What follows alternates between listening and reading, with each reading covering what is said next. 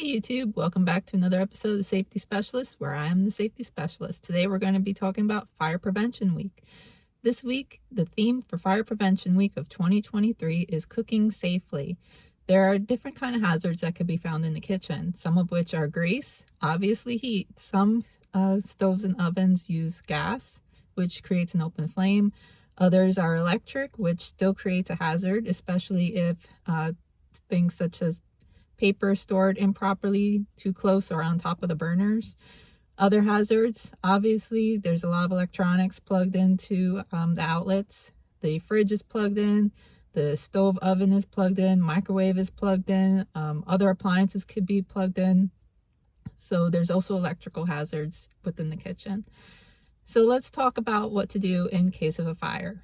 The first thing you should do is ensure that you have a working fire extinguisher. You could buy a fire extinguisher in many major retail stores. You could even purchase them online through different outlets such as Amazon.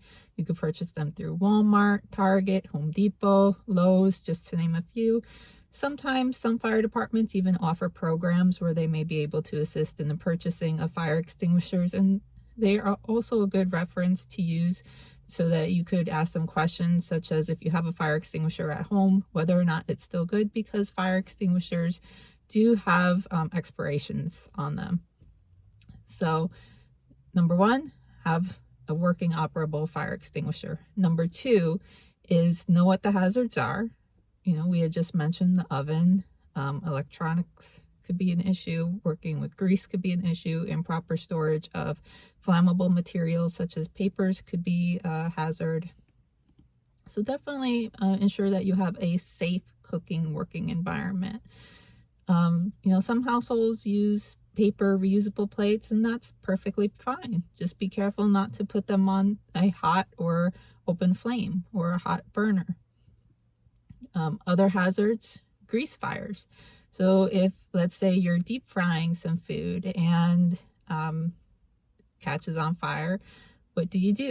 You should look for your fire extinguisher. If you don't have a fire extinguisher, the worst thing you could do with a grease fire is to put water on it. You should never put water onto a grease fire, because that will actually spread the fire, because water and oils and greases do not mix.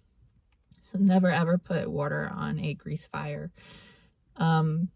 If you can safely turn off, the oven, the stove, unplug, the electronics, if it's a plugged in deep fryer, only if you could safely do so, never put yourself in harm's way.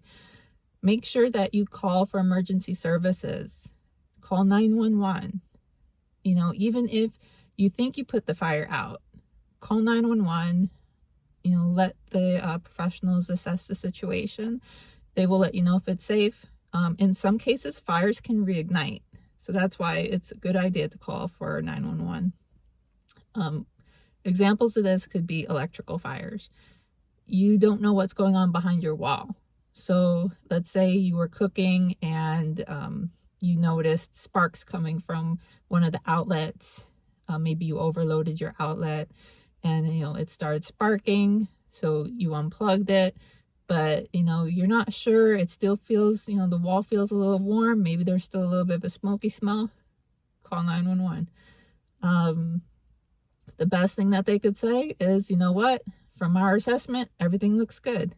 The worst thing they could say is, what, we need to tear down this wall. We feel that there's still a fire going on behind there, or there's some smoldering going on where it's not a fire yet, but the conditions are good for it to ignite into a fire. So, the worst thing that could happen is, they need to open up your wall a little bit so that they could look inside. But once they do and they're able to make sure that everything's safe, you no longer have to worry. You'd rather have, a small patchable hole in your wall than wake up in the middle of the night to your home on fire. So again, that's why, it's a good idea to, if you're not sure, call for help. If you have pets, I've even seen cases where pets cause kitchen fires. So just make sure that, you're doing what you can to pet-proof any cooking surfaces. It could be something, that, a cat or a dog knocks something onto, again, if you have gas, stove and oven, they may accidentally knock something flammable onto it. There have been some cases where the animals can actually reach the knobs to turn on the stove and the oven.